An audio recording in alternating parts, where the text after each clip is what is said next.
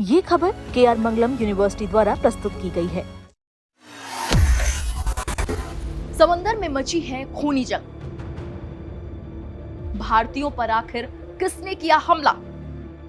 Iran ने America को सुनाई खरी खरी। 3 भारतीयों की मौत, बड़ा सवाल। नीले समंदर की लहरों के नीचे मौत का जाल बिछा हुआ है। क्या आप जानते हैं कि अंतरराष्ट्रीय व्यापार का रास्ता अब मौत का जाल बनता जा रहा है? ओमान के तट पर एक कॉमर्शियल जहाज सेटेबेलो पर हुआ हमला सिर्फ एक खबर नहीं है, बल्कि एक बहुत बड़े भू राजनीतिक यानी कि जियोपॉलिटिकल तूफान की दस्तक है। इस हमले ने न सिर्फ ग्लोबल ट्रेड को दहला दिया, बल्कि भारत के माथे पर भी चिंता की गहरी लकीरें खींच दी हैं। इस घटना में 3 भारतीय नाविकों की जान चली गई। आखिर समंदर में ये सशस्त्र डकैती किसके इशारे पर हो रही है? आज की इस रिपोर्ट में हम समंदर के इसी काले सच की परतें खोलेंगे और ईरान ने 3 भारतीयों की मौत पर ट्रंप को क्या खरी खोटी सुनाई है, ये भी आपको दिखाएंगे।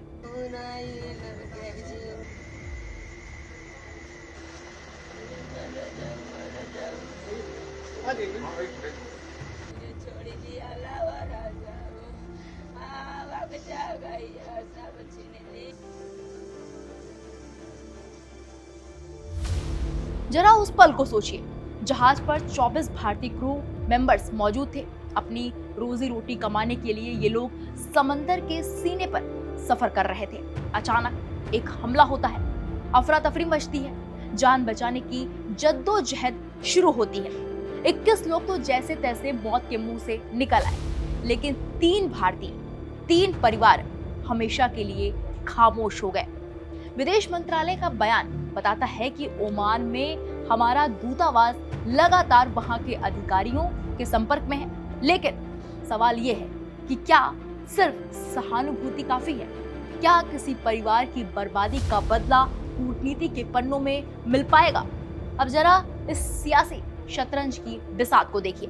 ईरान के विदेश मंत्रालय के प्रवक्ता इस्माइल बघाई ने सीधे तौर पर अमेरिका पर निशाना साधा है।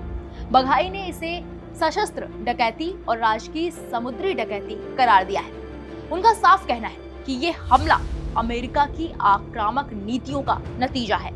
प्रवक्ता ने मारे गए नाविकों के परिवारों के प्रति गहरी संवेदनाएं व्यक्त की और अंतर्राष्ट्रीय समुदाय से आग्रह किया कि वो इस पूरी घटना के लिए संयुक्त राज्य अमेरिका को जवाबदेह ठहराए। सोशल मीडिया प्लेटफॉर्म एक्स पर एक पोस्ट में बघाई ने कहा कि ये क्रूर हमला अमेरिका की निरंतर आक्रामक नीतियों का स्पष्ट प्रमाण है। उन्होंने भारत के लोगों और सरकार के प्रति अपनी हार्दिक संवेदनाएं भी व्यक्त की हैं। लेकिन क्या ये इतना सीधा है? एक तरफ ईरान है जो अमेरिका को कटघरे में लाकर खड़ा कर रहा है, और दूसरी तरफ पूरा खाड़ी क्षेत्र है जो बारूद के ढेर पर बैठा हुआ है। भारत इस पूरे मामले में पिस रहा है। भारत सरकार ने बहुत नपे तुले शब्दों में कहा है कि ये शिपिंग रूट्स पर लगातार हमले चिंताजनक है और ये मौजूदा क्षेत्रीय संघर्ष का ही परिणाम है। भारत की नीति हमेशा से रही है कि शांति और संवाद की, लेकिन क्या शांति की अपील उन बंदूकों को खामोश कर पाएगी जो आज समंदर के रास्ते को बंधक बना रही हैं? भारत ने साफ कर दिया है कि हमें इस पूरे इलाके में तनाव कम चाहिए। युद्ध किसी का भला नहीं करता। कूटनीति का अगला कदम अब क्या होगा? क्या भारत अब एक सख्त रुख अपनाएगा? क्योंकि अगर समंदर के रास्ते सुरक्षित नहीं रहे तो पूरी दुनिया की अर्थव्यवस्था का पहिया थम जाएगा।